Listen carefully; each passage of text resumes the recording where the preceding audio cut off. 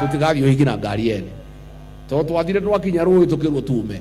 The battle for Kenya's highest office has already begun. Although the general election is still months away, political parties are making strategic calculations that could determine who eventually occupies State House. One man who has continued to dominate political conversations is former Deputy President Gachagua. After parting ways with the Kenya Kwanza administration, Gachagua has embarked on building its new political vehicle, the Democratic Citizens Party, commonly known as DCP. But just when many Kenyans expected him to announce a grand opposition coalition, he suppressed both supporters and critics. Instead of rushing into coalition negotiations, Gachagua declared that DCP's immediate focus will be strengthening its grassroots structures across the country. His message was simple: before talking about coalitions, build the party first. That announcement has sparked one major question across Kenya. Is Rigathi Gachagua making a brilliant political move, or is he risking the unity? Kumuua nyoka ni kufukuza William Ruto kwa kura. Kuua mayai ni kufukuza wafuasi wake wote kwa kura. That is what we mean. So NCIC, kama mnataka explanation mniandikie barua, nitajibu nyinyi. That we speak in figurative language. Sisi tunasema kuua nyoka ni kufukuza William Ruto kwa kura. Kuua nyoka pamoja na mayai ni kufukuza wale wote wanatembea na Ruto kupitia kura.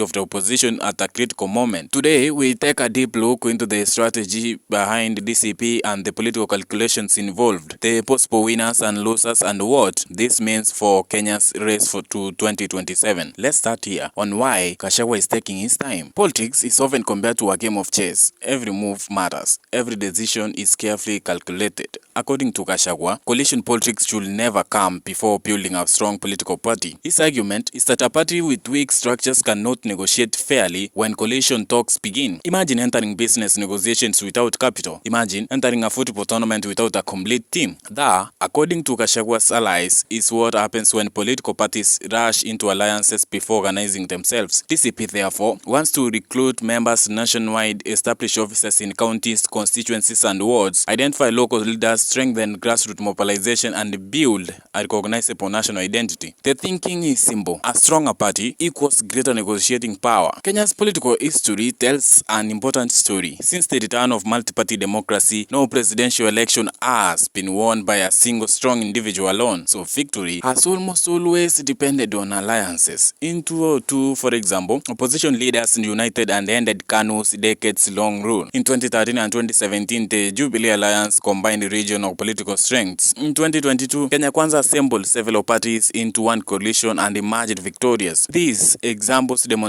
one important reality: coalitions win elections, but coalitions can also collapse when leaders disagree over power sharing. Political observers believe Gachagua wants to avoid becoming a junior partner in future negotiations. By first strengthening DCP, he hopes to negotiate from a position of influence rather than dependence. No discussion about Kenya's politics is complete without mentioning the Mount Kenya region. The region remains one of the country's largest voting blocks. For years, it has played a decisive role in presidential election. Following the fallout between President William Ruto and Rigathi Gachagua, the region has become one of the country's most fiercely contested political battlegrounds. Different leaders continue holding meetings, development tours, and consultative forums aimed at consolidating support. Gachagua believes DCP can become a major political force in the region. His critics disagree. They argue that voters will judge leaders by development, economic performance, and leadership rather than political slogans. The question therefore remains: can DCP transform public excitement into actual votes? While many opposition leaders agree on the need to challenge Kenya Kwanza, unity is never automatic. Every political party has ambitions, and every leader has supporters. Every region has expectations on who becomes the presidential candidate, who settles for deputy president, gets key parliamentary positions if the coalition wins. There are some of the questions that often complicate coalition negotiations. Political analysts therefore argue that the opposition faces two difficult tasks. First, building strong political parties. Second, convincing those parties to work together without internal conflict. Finding that balance will not be easy. Leaders allied to President William Ruto have dismissed the opposition's strategy. They argue that the country's priority should remain economic recovery, infrastructure, agriculture, healthcare, education, and job creation. Some government leaders are accused the opposition of focusing on politics too early instead of offering practical alternatives. Meanwhile, opposition leaders insist that holding the government accountable is part of democracy before election, and that early political organization is necessary before elections. This back and forth is likely to continue as the campaign season gradually takes shape. Political analysts say the success of DCP will depend on more than large rallies. Building a national political party requires organization, funding, effective communication, active county officials, and the ability to sustain momentum over time. A party must also appeal beyond its traditional strongholds if it hopes to influence national politics. That's why analysts will be watching several indicators in the coming months. Can DCP attract leaders from different regions? Can it expand beyond its initial support base? And can it maintain unity within its own ranks? And perhaps most importantly, can it eventually negotiate a united opposition front? The answers to these questions may shape the direction of Kenya's politics heading into 2027. Several outcomes remain possible. DCP could successfully strengthen itself and enter coalition talks with significant bargaining power on. Alternatively, political pressure could force earlier coalition negotiations than currently expected. There is also the possibility that prolonged delays create divisions among opposition parties, making unity more difficult. At the same time, Kenya Kwanza will continue working to maintain and expand its own support. The political contest is therefore unfolding on multiple fronts simultaneously. One thing is now clear.